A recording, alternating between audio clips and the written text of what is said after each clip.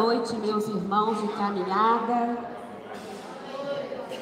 Que Jesus permaneça conosco nesta noite festiva que nós estamos aqui para comemorar, o início das comemorações da nossa casa, que é aniversário da Casa do Caminho, maioridade da Casa do Caminho.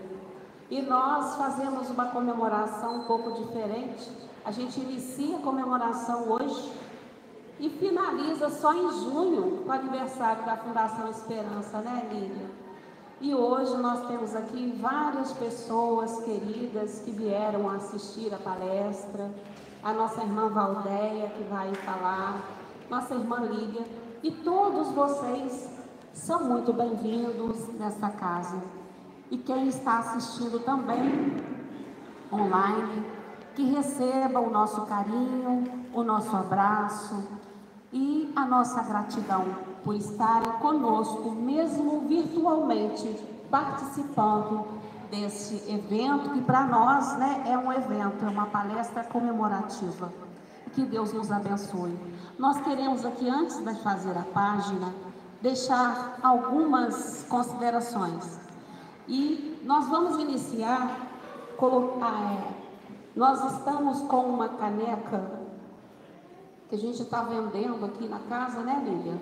Que ela está com a logo da fundação e a frase "Poderoso é o sol da verdade".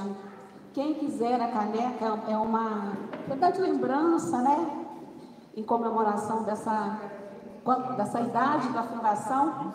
Está 12, né, Lília? Está R$12. Então eu trouxe a canequinha para isso. Quem quiser dar de presente, levar para casa, nós vamos deixar aqui. E nós queremos lembrar também, rapidamente aqui, que a nossa livraria está funcionando para vender, para empréstimo. Nós teremos um mutirão fraterno no domingo, dia 26, começando às 7 da manhã, que vai ser para pintar o nosso salão. Que precisa, E a gente está fazendo um mutirão. Quem quiser, ainda dá tempo. Nós temos também na quinta-feira a sopa de manhã, quem quiser participar.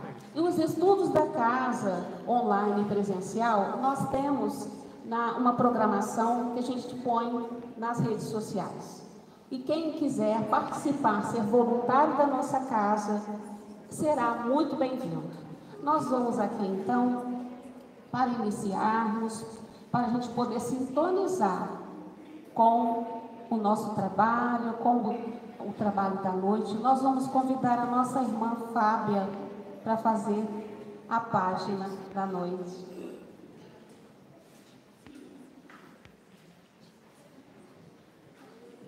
Boa noite a todos. Eu vou fazer a página do livro Vigiai e Orai, de Carlos Antônio Bacelli, pelo irmão José.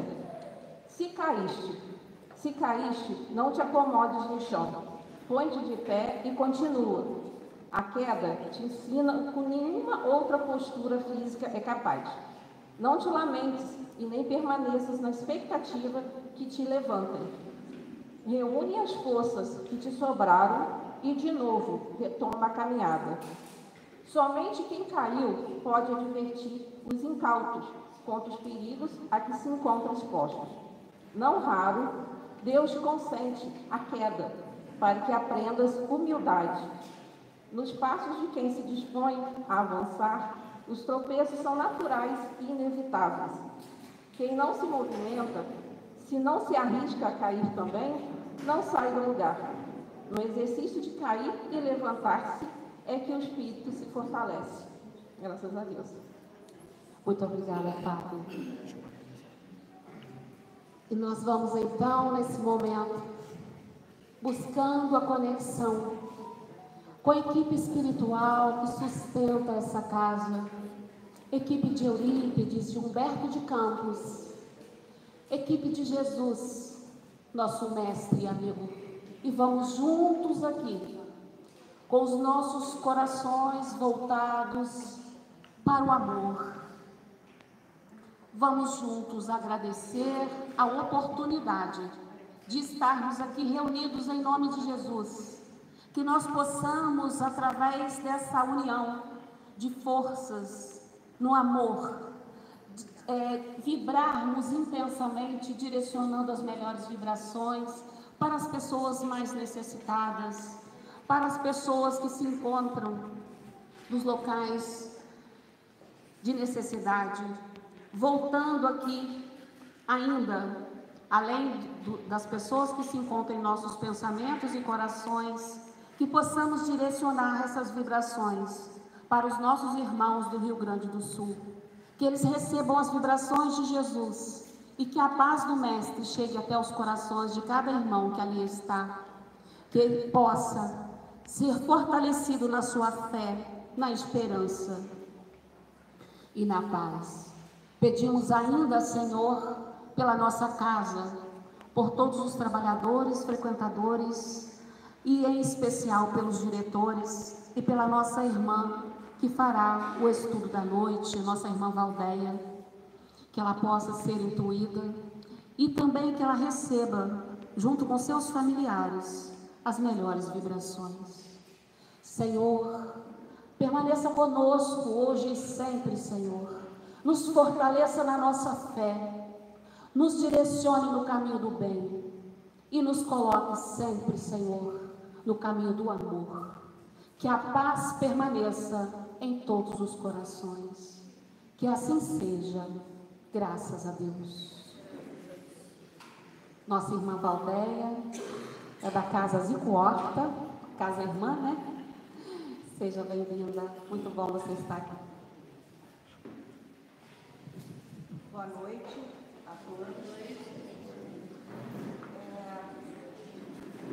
É sempre uma alegria poder nos encontrarmos para falar de Jesus, e principalmente quando os nossos pensamentos estão mais seletivos para as dificuldades, estão mais seletivos para as dificuldades do dia a dia, para as dificuldades que fazem parte da sustentação de qualquer instituição filantrópica e que leve o nome de Jesus. Então, que os nossos pensamentos fortaleçam esse ideal. Que o ruído, nós temos crianças no salão e elas não sabem, às vezes, se o volume está maior ou se está menor. Que os nossos pensamentos sejam de respeito e entendimento para com elas, né? Porque, afinal de contas, elas futuramente estarão sentadas nas cadeiras que nós ocupamos.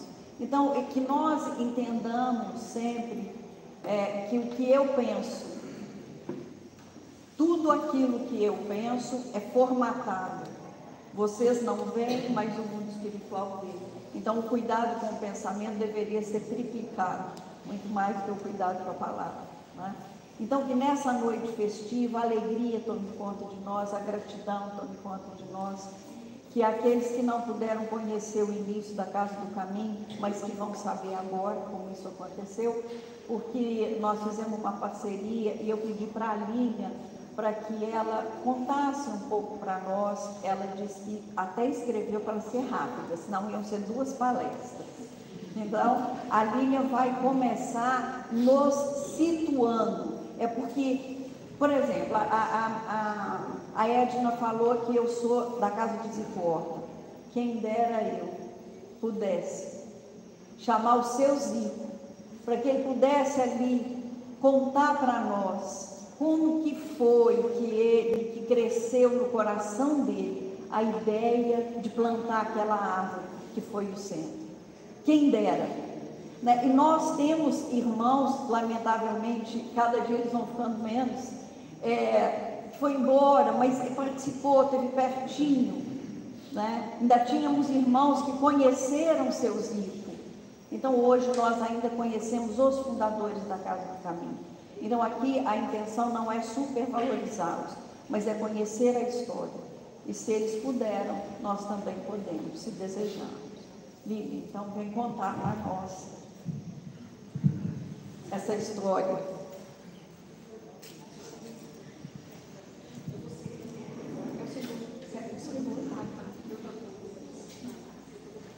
Boa noite, meus irmãos queridos. Deus nos abençoe ilumine os nossos pensamentos, os nossos sentimentos nessa noite linda e emocionante para todos nós. Eu escrevi para eu não me alongar e tomar o tempo da minha querida Valdéia. Então, a gente vai falar um pouquinho, é um resumo mesmo, de como surgiu a Casa do Caminho, que hoje é o coração da fundação. Então, vamos lá.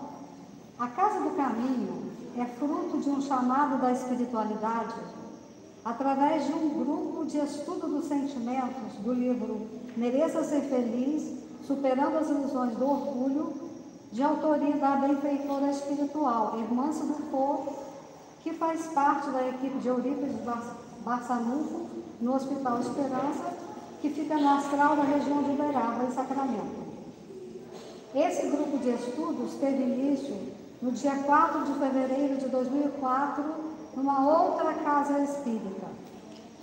O nome Casa do Caminho Humberto de Campos foi orientado pela espiritualidade a essa equipe de 10 trabalhadores do grupo que receberam o chamado para fundar a casa, para estudar as obras da codificação com o foco da educação dos sentimentos, cujos estudos são orientados pela benfeitora espiritual Irmã Dufour e toda a equipe do Hospital Esperança. Recebemos também, na época, a orientação de abrir as portas da casa todos os dias, durante o dia, para acolher almas e arrebanhar corações para o Cristo, como dizia a espiritualidade. O mentor espiritual da casa, Humberto de Campos. A primeira sede da casa ficava no bairro Estamparia, num galpão cedido pelo nosso irmão e componente do grupo dos 10, Pedro Anísio Fialho do Amaral. O início de tudo. A primeira prece que nós fizemos lá no galpão, para conhecer o espaço que seria emprestado, se deu no dia 22 de abril de 2006. Uma feliz coincidência com o descobrimento do Brasil e Humberto de Campos, autor do livro Brasil, Coração do Mundo, Pátria do Evangelho. A ata de fundação da casa se deu no dia 27 de maio de 2006, com o nome Casa do Caminho, Instituição Espírita Humberto de Campos. Essa expressão, instituição espírita, não havia no nome original que veio da espiritualidade, mas um dos companheiros do grupo pediu para identificar a casa como espírita, então ela foi registrada assim. Aí a segunda sede, transferindo da Estamparia para cá, aqui no sítio Santa Vitória, que é o nome do documento, e o nome fantasia desse sítio é Sítio Rancho Alegre. Então, e a mudança da Estamparia para cá foi concluída em 12 de dezembro de 2009. Em janeiro de 2009, na primeira sede ainda, fomos avisados pela espiritualidade, através de reunião mediúnica e em sonho, que a casa mudaria de endereço, seria transferida para este sítio. Nessa ocasião, a espiritualidade apresentou também o projeto Esperança, que viria a ser depois a Fundação Esperança. O projeto sobre a guarda de Eurípides deveria ser desenvolvido pela Casa do Caminho e precisaria de um local mais amplo e em meio à natureza.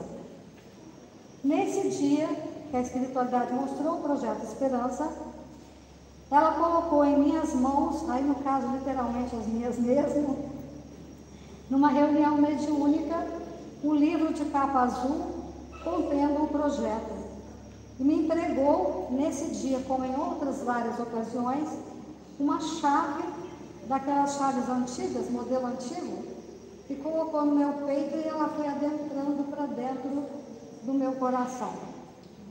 Essa chave me foi entregue então mais de uma vez.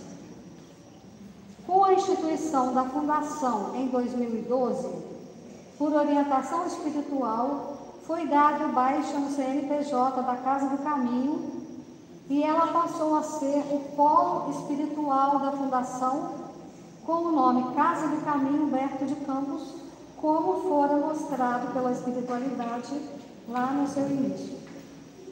Pelo Estatuto da Fundação, a Casa do Caminho tem a função de zelar pelo cumprimento do artigo 2º, que é a propagação da doutrina espírita, sendo o sustentáculo moral, cristão e espiritual da Fundação.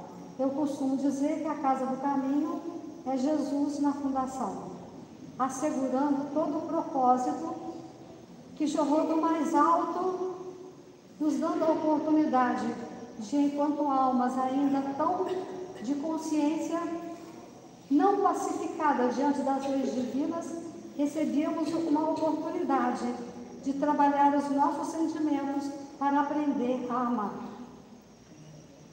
Ao polo espiritual Casa do Caminho Humberto de Campos, incumbe zelar para que todas as atividades, projetos e eventos realizados pela Fundação estejam em sintonia com os princípios morais e roteiro de vida contidos no Evangelho de Jesus. Por que não a palavra espírita no nome da casa? Para que a educação dos sentimentos, nossa missão, seja trabalhada com espíritas e não espíritas que frequentam os projetos sociais da Fundação. E para finalizar, gostaria de deixar as palavras de um trabalhador da equipe espiritual sobre a Fundação e a Casa do Caminho. Lembrando uma teoria da matemática, poderíamos dizer que Casa do Caminho, linha vertical apontando para o alto, reconduzindo almas. Fundação, linha horizontal, abraçando homens, mulheres e crianças. Isto é reeducação através dos mais variados processos oferecidos pelos novos paradigmas sociais através dos projetos sociais da Fundação. E as palavras de Humberto de Campos: a Casa do Caminho será sempre o colo acolhedor de Jesus. E eu não poderia encerrar sem ressaltar que o meu coração levou um susto, saltitando de emoção, a presença da nossa querida Bia, que... Levanta aí, Bia. A Bia é uma das fundadoras da casa, parte do grupo dos 10 fundadores. E é isso que eu queria dizer a vocês, e o nosso carinho, a Casa do Caminho está sempre de portas abertas para receber a todos. Obrigada, Roberta.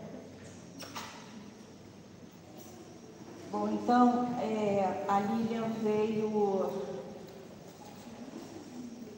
nos dar, né, um testemunho, e é mais que um testemunho, porque o que ela disse, ela viveu, ela experienciou. Cada reunião, ou cada dia que antecedia uma reunião, para que tudo isso ficasse dentro da lei dos homens, ficasse conforme exigido, era e é. E esse é um ensinamento do nosso mestre, que nós dai a César o que é de César. Ele nos diz que precisamos seguir a lei dos homens. Então, que nós possamos aproveitar, né? É uma pena que dos 10 estão aqui a Lília e a Bia. Os 8 estão em algum lugar, né?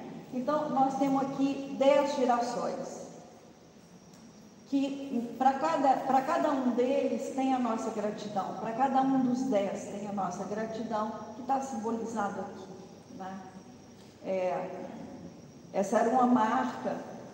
Os diretores da Fundação vão deixando marcas, né? E nós tivemos uma diretora que ela tinha essa marca, para tudo e para nada tinha uma florzinha, né? Então, a Águida, ela inspira nesse sentido, e é isso, eu deixei de ser, mas continuo estando.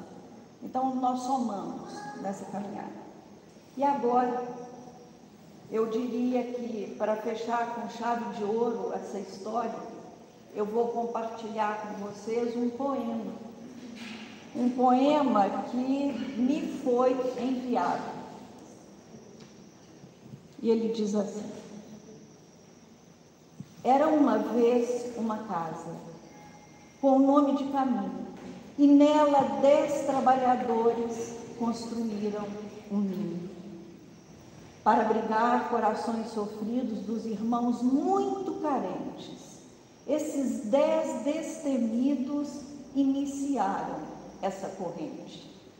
Jesus, sempre presente como guia, modelo e irmão, e os 10 de mãos dadas, iniciaram a grande missão. Abrir essa casa não foi fácil, mas com coragem conseguiram dar os primeiros passos e nos sentimentos investiram.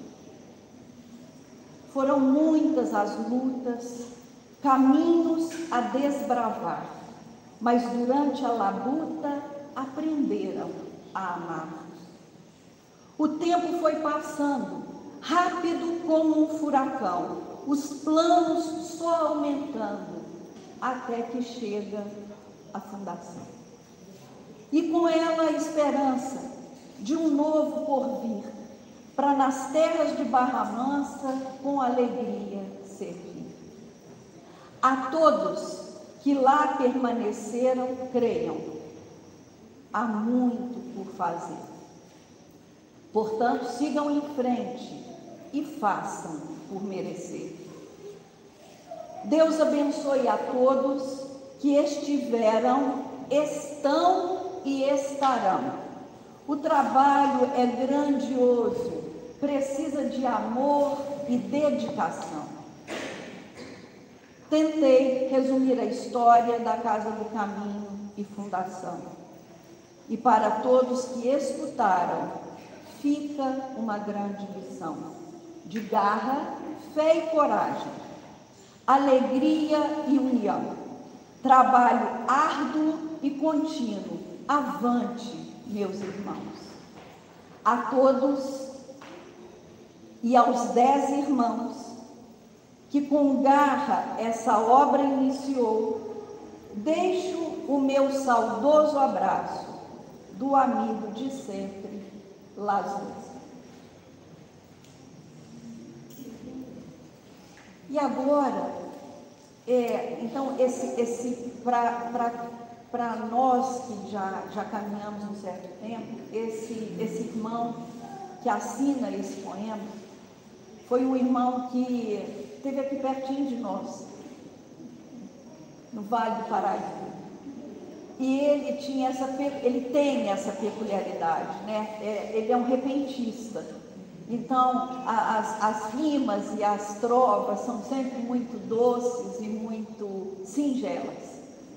Então, eu acho que para muitos de nós tem um significado, não por privilégio, que para nós tem um significado maior, é só pelo tempo e pela vivência que já tivemos com ele, né? Então, passemos agora, a fundação, ela veio depois da Casa do Caminho. Como disse a Lília, né? A Casa do Caminho hoje festeja a maioridade, né? São 18 anos de Casa do Caminho e de fundação 12. Então, a Casa do Caminho, ela é sustentada por um nome que é Humberto de Campos. E é muito importante, nós cremos que é importante que nós saibamos quem foi, né? Quem foi Humberto de Campos. E é isso que eu vou dividir com vocês nessa noite.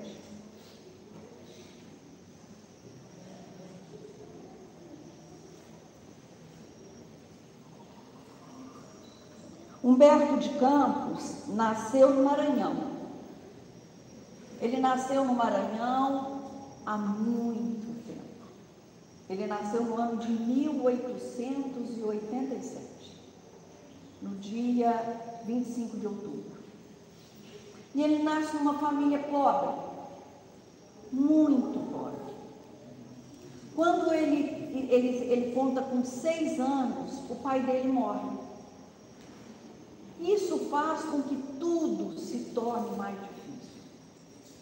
Quando nós aqui queremos ressaltar que Humberto de Campos nasceu pobre, nós estamos nos lembrando que os nossos projetos divinos, se temos a escassez ou a abastança como projetos, não são punitivos, são que nós façamos o melhor que pudermos desses projetos. Então, Humberto de Campos, com 6 anos, ele tem que trabalhar para ajudar a mãe. E aí ele sai desse lugarejo. Esse lugarejo hoje tem inclusive o nome dele.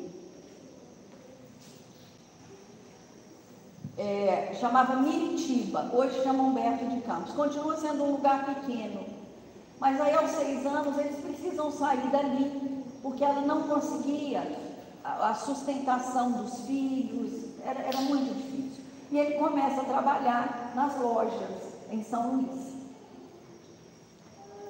Mas as dificuldades foram trazendo para ele uma característica interessante que nós vamos descobrir na mocidade dele.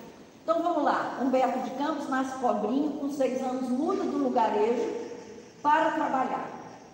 Aos 17 anos, ele já tinha um pendor, o amor que ele tinha pela letra, a vontade que ele tinha de conhecer, o desejo que ele tinha de saber. Então, ele ia trabalhar em gráficas, onde ele se perdia encantado com aquele pouco que era possível a ele absorver. Eu sempre fico muito impactada com isso, porque hoje nós temos, inclusive, uma livraria que empresta livros, e nós não pegamos emprestados. Que cada um de nós se pergunte quando foi que eu terminei de ler o último livro espírita. Porque se fizerem série espírita, vai todo mundo saber. Mas ler um livro espírita. Né? Quando foi que eu li o último livro espírita? Ah, Valdeia, qual que é a diferença de ler e ver? Experimente. Experimente, que você vai descobrir a diferença. E ele ficava encantado, apaixonado, porque ele queria juntar as letras e que as letras levassem seu pensamento, seu sentimento, mas não foi fácil. E ele começou a escrever.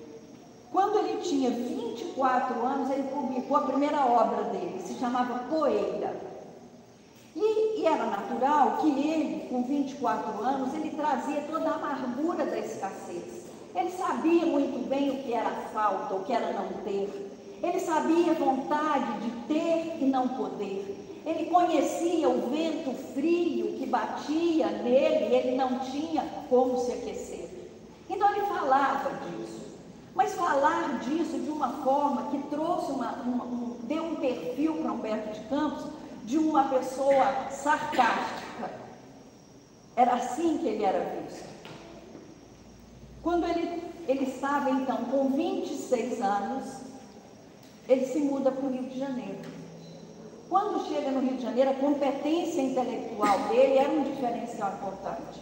Quando ele chega no Rio de Janeiro, ele vai buscar emprego nos jornais que na época circulavam. E não foi difícil para ele encontrar, porque ele tinha competência para.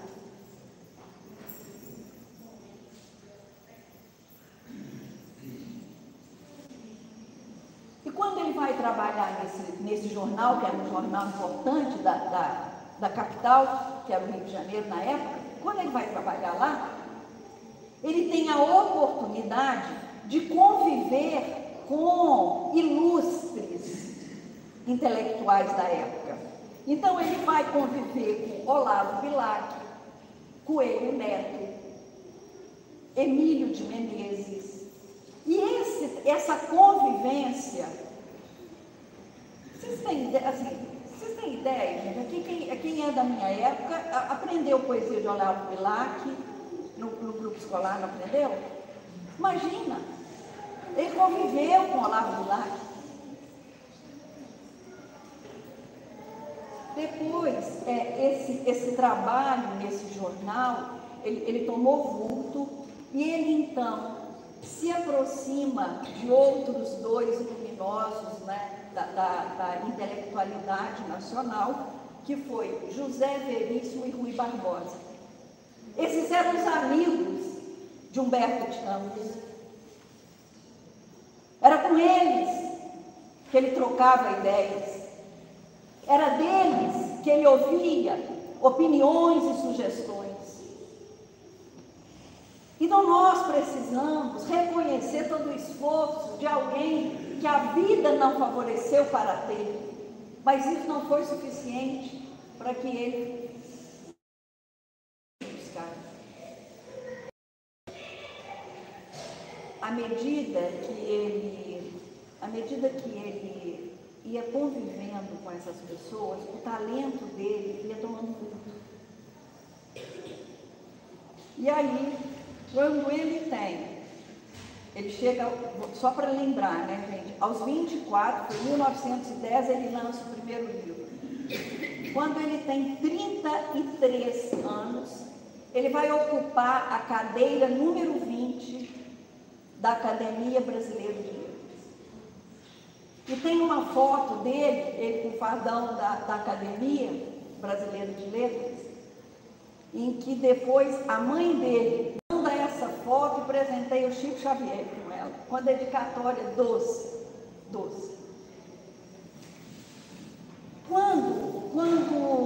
Quando ele chega na Academia Brasileira de Letras, ele era muito reconhecido pelos amigos e tudo mais, mas a população, a comunidade tinha dele uma ideia. Tudo o que ele escrevia era sarcástico. Os conservadores consideraram Humberto de Campos imoral, porque ele era crítico, ele era duro nas palavras. Ele usou um pseudônimo durante esse tempo de conselheiro XX. E quando ele era conselheiro XX, e aí eu gostaria que nós nos lembrássemos que os jornais daquela época eram como o Instagram de hoje. Os jornais funcionavam como hoje funcionam as redes sociais, as mídias sociais de grande peso. Então era comum que se escrevesse para o jornal e o dono daquela coluna respondia. Então acontecia esse intercâmbio entre o leitor e o escritor. Quando chega em 1920, Humberto de Campos, com 34 anos, ele então é eleito deputado federal do Maranhão. E ele começa então a caminhada política. E nesse momento fica mais ainda patente essa ideia de que ele era galante, que ele era humorístico, que às vezes ele chegava a ser jocoso. Era assim que ele era visto, com toda a competência que ele tinha. Então ele foi alvo de muitas críticas, de muitas polêmicas por causa desses textos,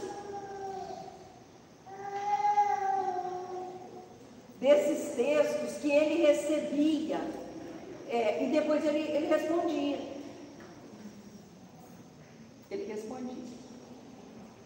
Quando chegou, isso a gente já está na década de 30, em 1928 ele começa a não se sentir bem.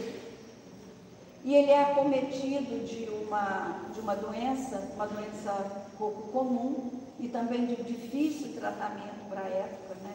Ele tem uma hipertrofia da hipófise. Então, essa glândula, que ela tem o tamanho de uma ervilha, essa glândula, ela incha, ela cresce, e ela é uma glândula muito importante. Ela pode causar muitos malefícios, e em Humberto de Campos ela trouxe a cegueira. Ele chegou a ser submetido, tem inclusive uma tese de doutorado de um urologista que fala sobre a hipertrofia da hipófise, e ele cita como foi o contato com Humberto de Campos. Porque, e aí, meus irmãos, é a hora de nós trazermos para nós a experiência do mentor da nossa casa. É reconhecido por quem não tem nenhum vínculo religioso que a doença trouxe para Humberto de Campos um caminho novo. Quando a doença chega para ele, e, consequentemente, os valores começam a ser refeitos, ele começa a escrever de outra forma. E aí aparece um Humberto de Campos amoroso, espirituoso, não religioso, mas Humberto de Campos acolhedor. Aquela mãe que escrevia no jornal sofrida, ele era acolhedor nas respostas, nos comentários. E isso surpreende a todos. Mas é com essa forma doce, amorosa, que Humberto de Campos conseguiu descobrir, através da dor que o visitou, que ele se torna o escritor mais lido do Brasil.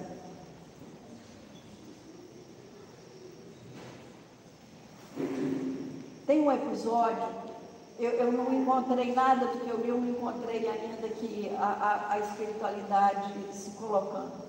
Ele precisava fazer uma cirurgia, e naquela época a cirurgia não existia anestesia, era éter.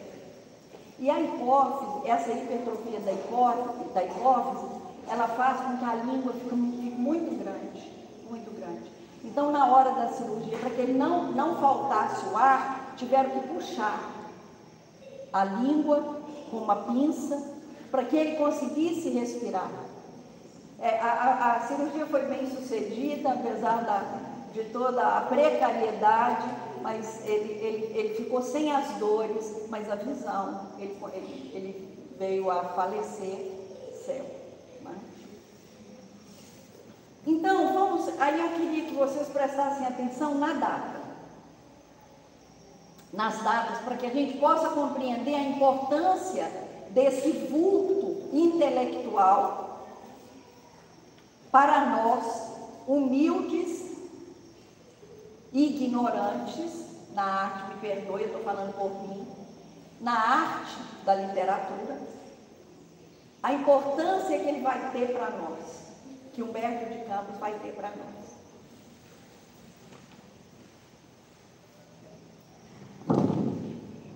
Em 1932, Humberto de Campos vem a desencarnar em 1934. Em 1932, Chico Xavier lança um livro que se chama Parnaso do Além-Túmulo.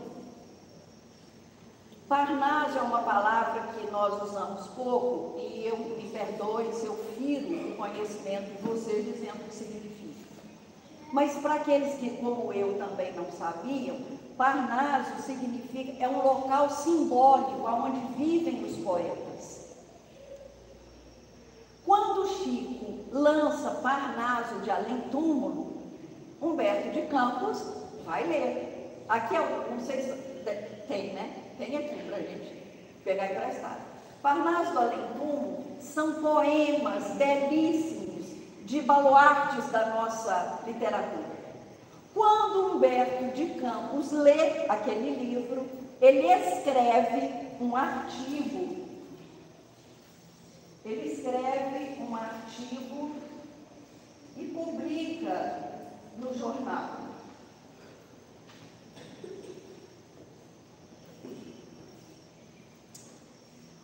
Ele escreveu 2 artigos, quando ele leu Parnaso de Além-Túmulo. Ele leu e escreveu 2 artigos. Um artigo chamou Poetas do Outro Mundo.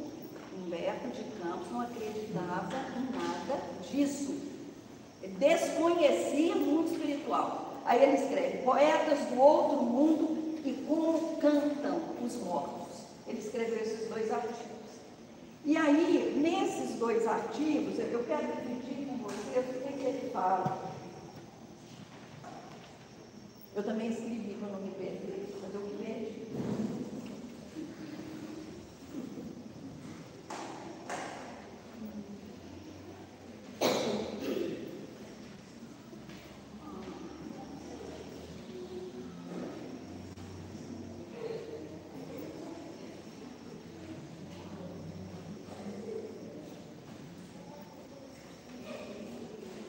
Eu não acredito. Vou ter que olhar no meu celular. Eu escrevi tudo numa outra folha que eu não trouxe.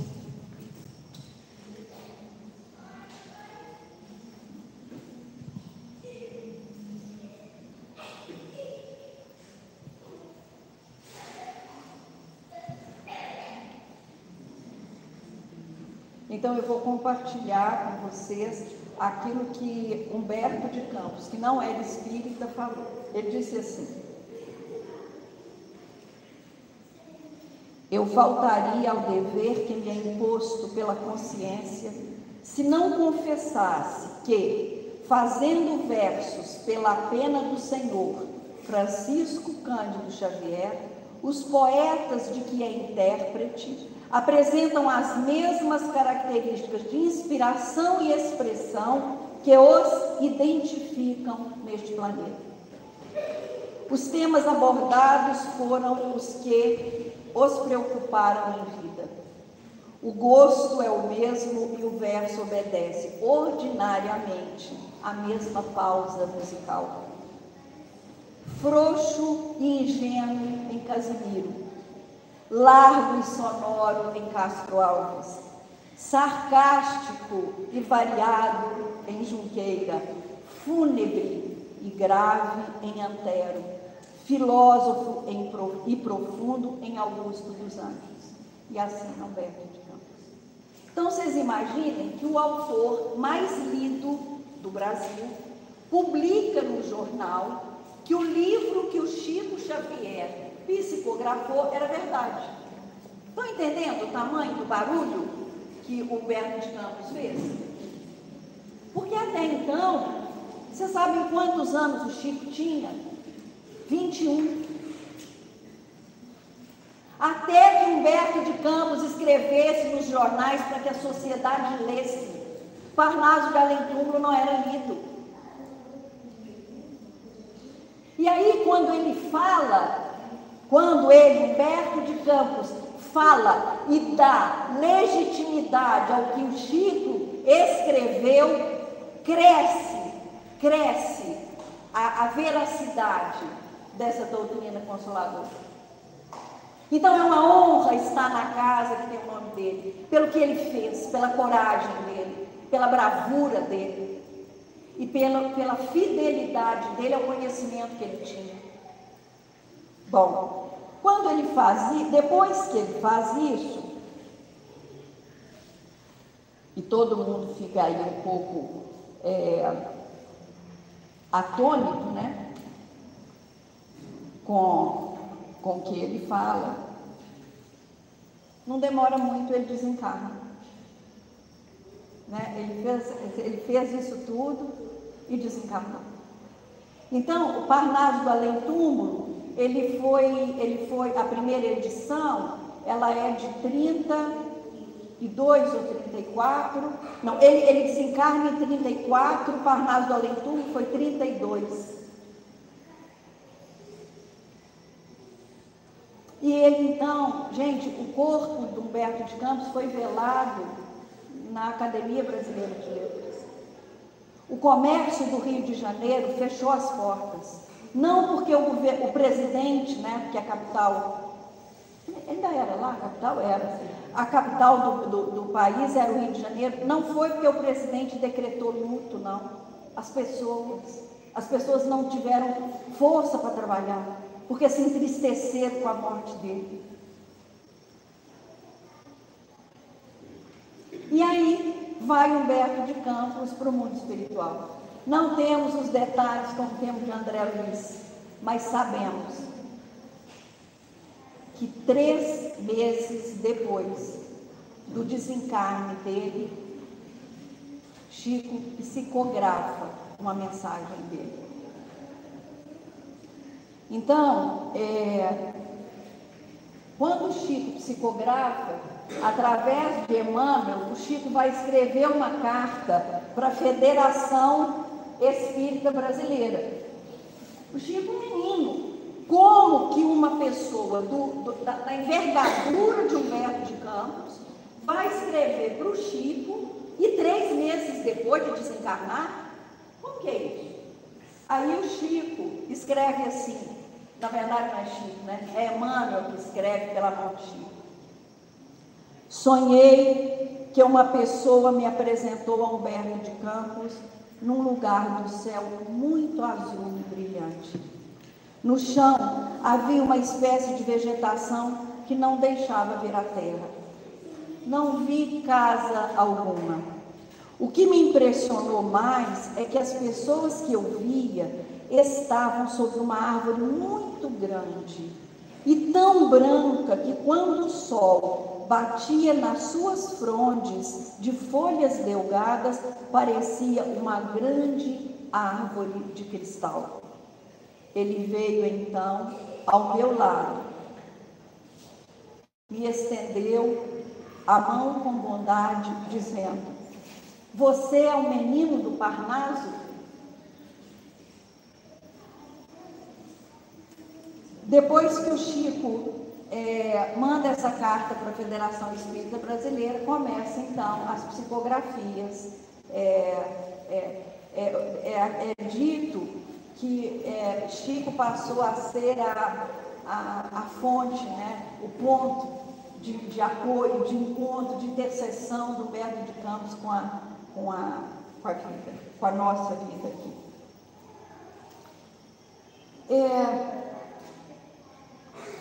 E nós não temos muitos relatos de como ele, Humberto de Campos, caminha no mundo espiritual. Não temos.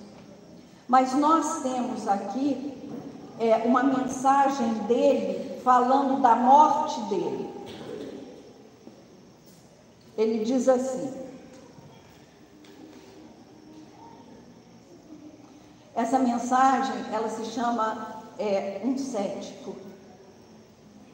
E ela diz assim: ainda não me encontro bastante desapegado desse mundo para que eu não me sentisse tentado a voltar a ele, no dia que assinalou o meu desprendimento da carcaça dos ossos. Se o dia 27 de outubro de 1886 marcou o meu ingresso no reino das sombras, que é a vida daí, o 5 de dezembro de 1934 representou minha volta ao país da claridade, das claridades benditas, cujas portas de ouro são escancaradas pelas mãos poderosas da morte. Eu não conheço, eu sou muito ignorante, a minha cultura é muito pequena, mas eu nunca vi ninguém definir a morte como Humberto de Campos definiu. Ele diz que as portas de ouro são escancaradas pelas mãos poderosas da morte. É uma reverência. E isso vem ao encontro da nossa crença de que a morte não existe. Chegamos no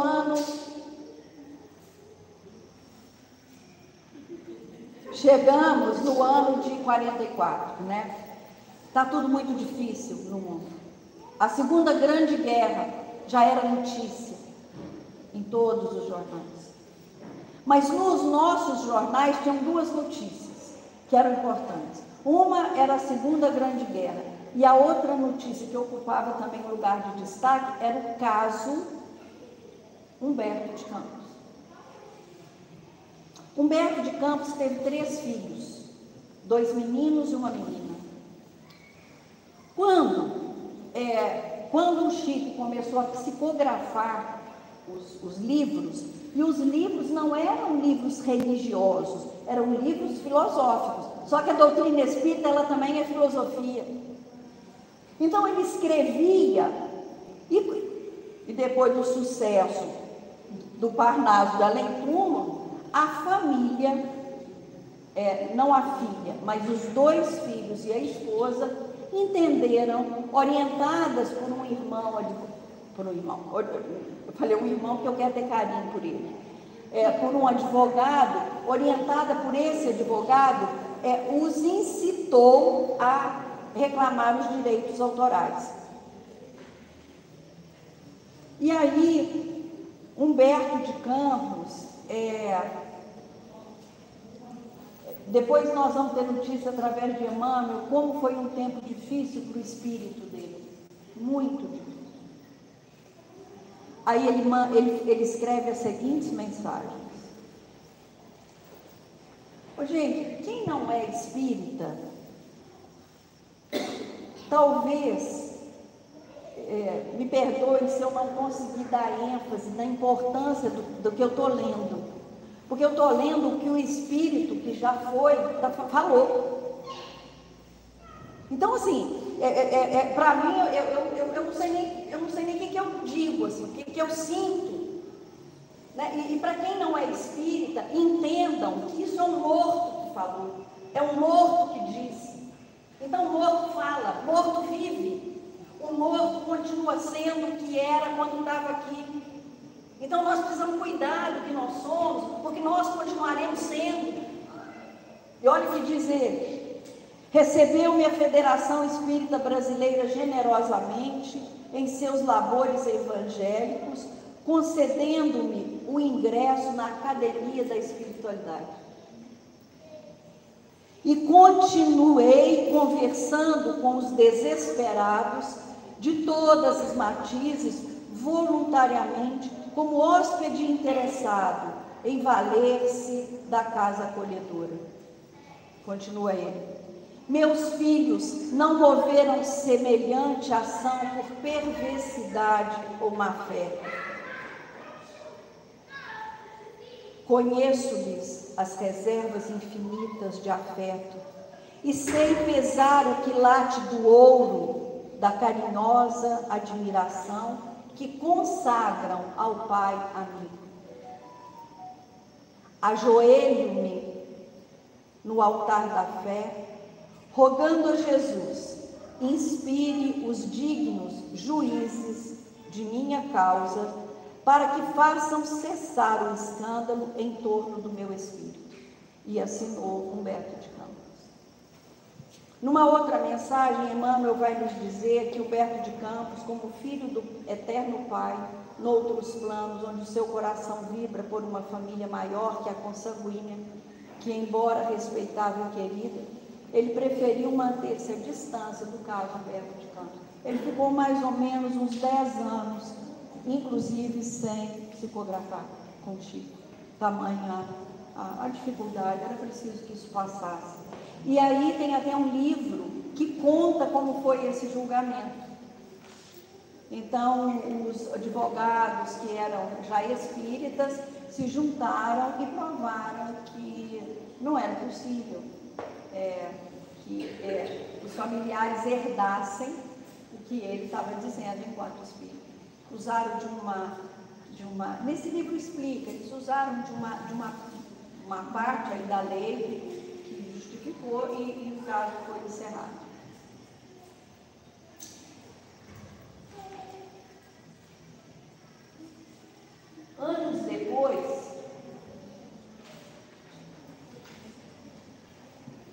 Anos depois, o filho de Humberto de Campos vai estar com Chico. Então, assim, é um encontro memorável em que o filho se emociona. Nós temos isso gravado. Tem um filme, né, em preto e branco, e o Chico abraça esse filho, beija esse filho, e esse filho diz a ele que ele, Chico, né, os perdoasse, porque não era isso que eles queriam. E a mãe de Humberto de Campos, nesse inteirinho, é a mãe dele que pega então a fotografia dele Humberto de Campos, com o Jardão da academia, e escreve uma dedicatória linda, dizendo ao Chico que ela reconhece que tudo aquilo que ele escreve só pode ser da autoria do filho dela. E abraça carinhosamente o Chico.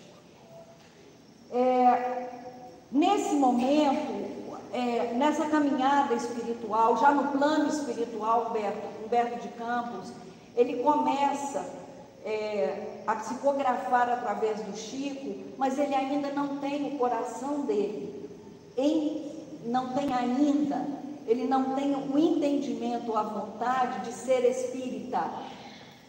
Será no livro O Lázaro Redivivo, é o primeiro livro que Humberto de Campos assina com o pseudônimo de Irmão X.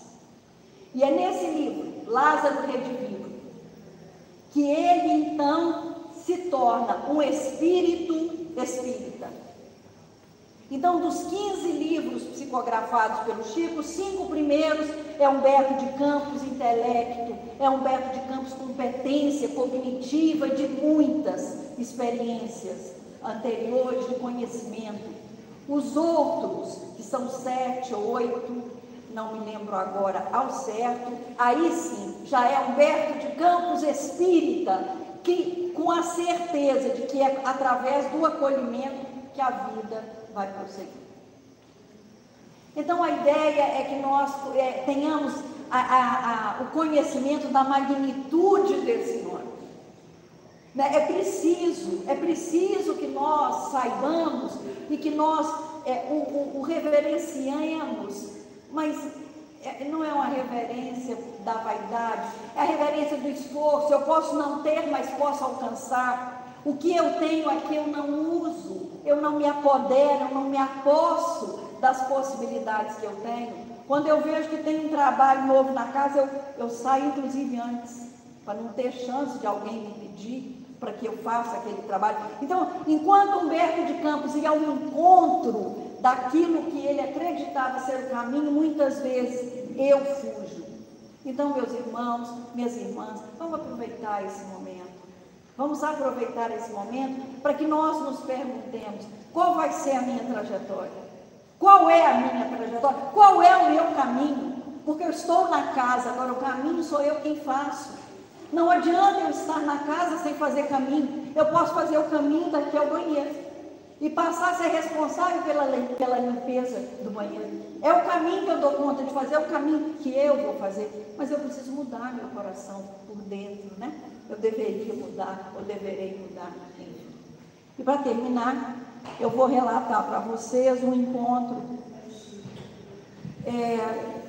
que o Chico psicografou, e essa psicografia, ela depois está no outro livro, numa outra edição, uma edição mais nova de contos e contos, e eu acho que ela é uma história fantástica.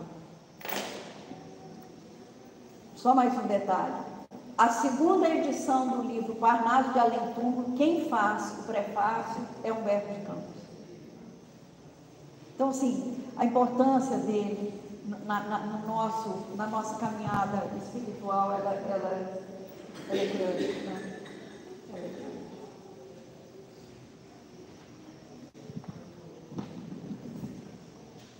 A história, ela tem como nome a nobre Diana.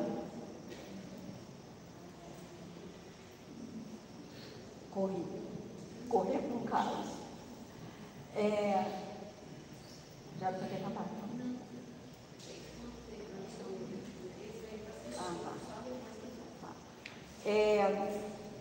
Então está Humberto de Campos no mundo espiritual.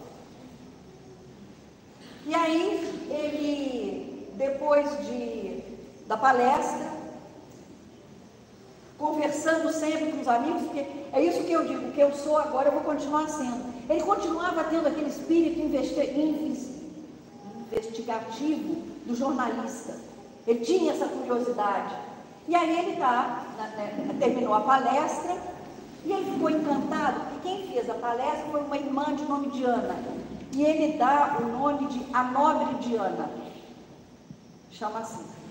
E aí, ele durante a palestra, ele ficou encantado com ela, porque disse que ela tinha uma luminosidade espantosa, que as palavras eram doces, que o semblante dela era magnífico. E ele percebeu que tinha um halo de luz no entorno dela, como se ela estivesse ali numa redoma de luz. Ele ficou muito impactado com aquilo, terminou a palestra, se aproximou dela e perguntou para ela: me impressiona, Diana, como que você é um espírito de tanta luz, você fala do mundo terrestre como se você lá estivesse.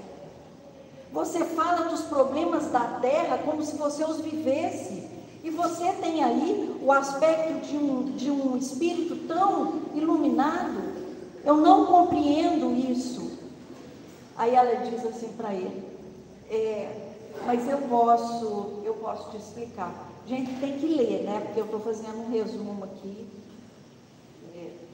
pode não estar sendo fiel. E aí, ela diz para ele, eu vou te contar porque que eu escolhi estar lá. Porque aí ela fala para ele que ela escolheu, ela podia estar numa esfera de muita luminosidade e tranquilidade, mas ela quis ficar nas trevas, ela quis ficar no mundo dolorido, sofrido, dos irmãos em dificuldade, ali que ela quis ficar. E aí ela diz para Humberto de Campos que ela prometeu ficar ali durante 50 anos. Durante 50 anos ela se comprometeu a ficar ali com aqueles irmãos em sofrimento. E ele fica mais espantado ainda, dada a luminosidade dela. Aí ela diz para ele assim, eu fui, não me lembro se o verbo está no passado, uma das piores mulheres que já visitaram a Terra. Aí ela vai contar para ele que ela, no mundo espiritual, ela era muito bem assessorada, tinha irmãos queridos, amados, que queriam que ela evoluísse. E aí ela vinha, reencarnava, mas ela era sempre mordida. Ela diz que era o trio, né? Era o egoísmo, era a vaidade. Colar. Senão eu falo os meus, né? Tem que falar os dela, não pode falar os meus. Ciúme, egoísmo e vaidade. Então ela diz que ela reencarnava para não ter nada disso, nem ciúmes, nem egoísmo, nem vaidade. Chegava aqui, o que acontecia? Passa amanhã, né? E aí ela diz que atormentava com ciúme, desencarnava, voltava de novo. Agora eu vou conseguir. E de novo ela recaía na vaidade, ora na vaidade, ora no ciúme. Gente, acho que foi umas 8 vezes que ela fez. Aí quando chegou na 8ª vez que ela já estava vindo, ela estava procurando aquele pessoal que ajudava. Eu fico imaginando assim, eu reencarnando, falando assim, uai, cadê? Uai, eu estou procurando o povo para me ajudar. Aí ela começou a dar falta desse povo, gente, cadê esse povo que me ajudava? O que tinha acontecido com eles? Eles evoluíram. E ela foi ficando o quê? Quando ela deu conta, não tinha ninguém para pedir ajuda. Imaginem, nós um dia sem ninguém, não conheço ninguém, vou pedir o quê para quem? Ela não tinha para quem pedir. E aí ela fica desesperada, chega uma irmã perto dela, ninguém está sozinho, né? Chega uma irmã perto dela e fala, fica calma, eu vou te dizer o que aconteceu comigo e talvez você possa fazer a mesma coisa. E aí, pela sugestão dessa irmã, ela vai no mundo trevoso. Ela vai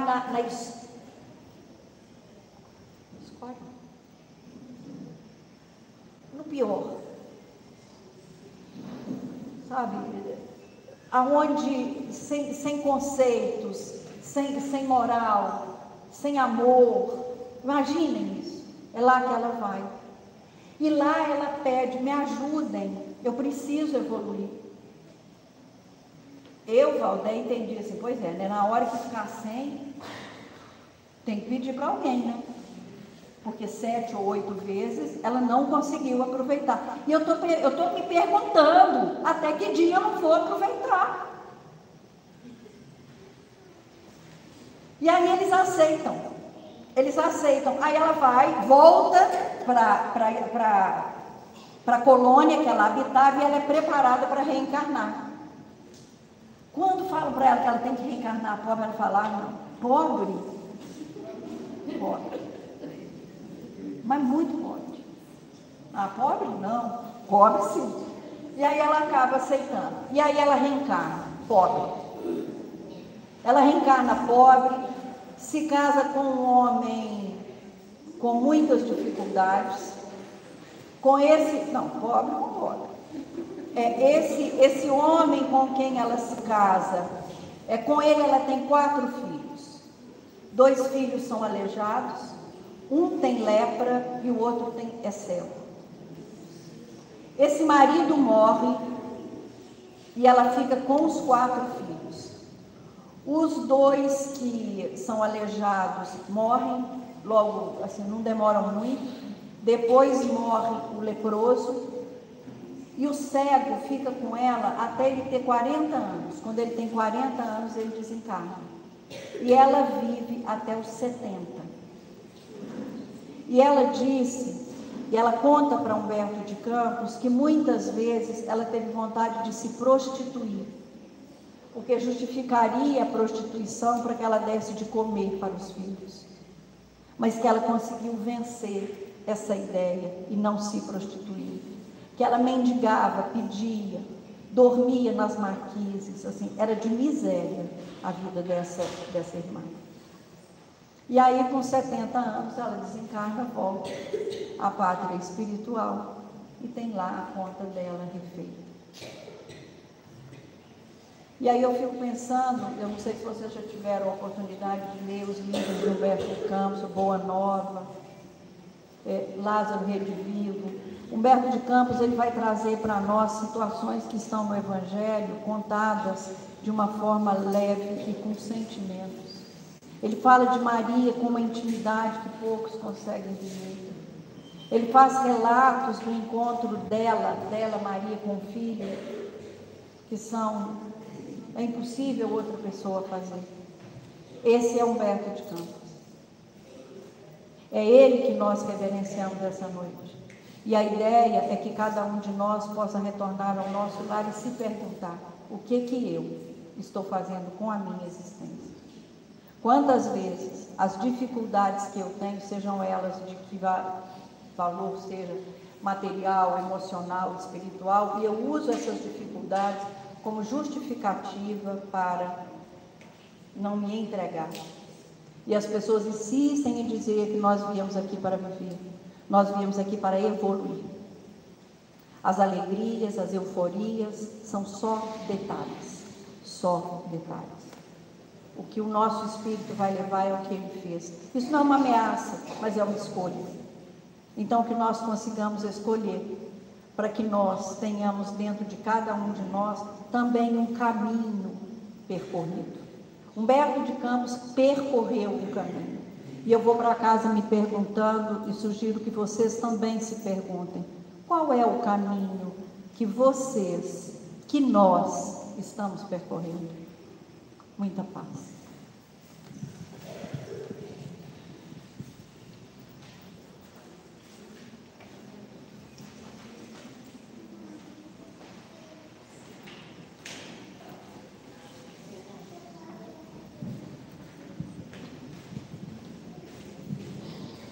Nós queremos agradecer a Valdeia por nos presentear com tantas coisas boas hoje, né? Agradecendo a Lília também. Mas para a gente finalizar, hoje nós vamos colocar uma música que tem tudo a ver, né? Com a nossa casa. Eu vou pedir e vou agradecer. Acho que está lá. Acho que o João já está.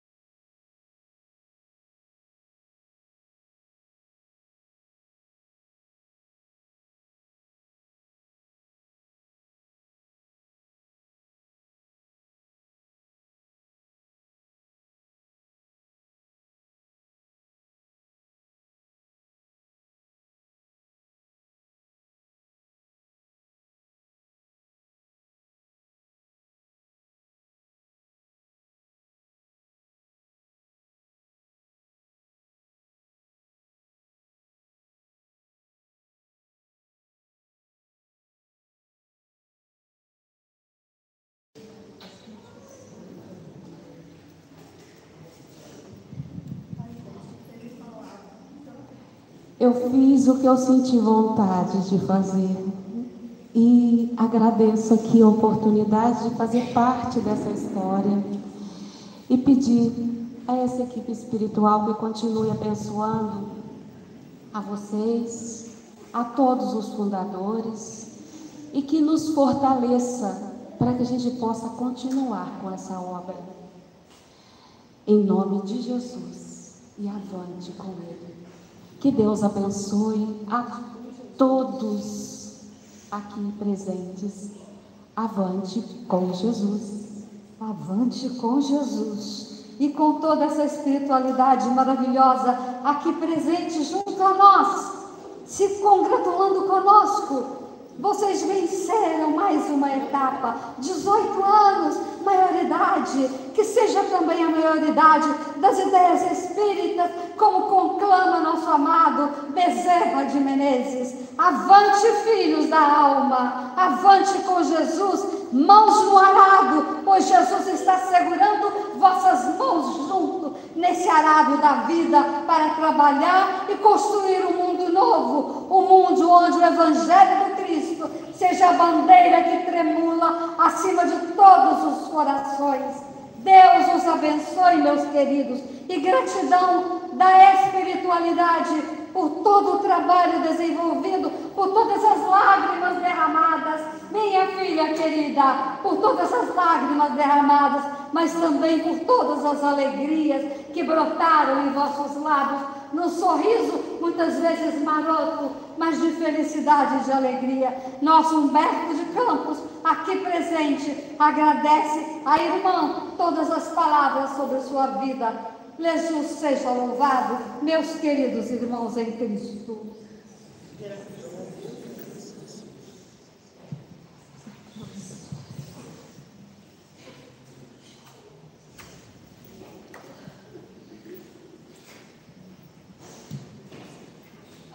Obrigada a todos.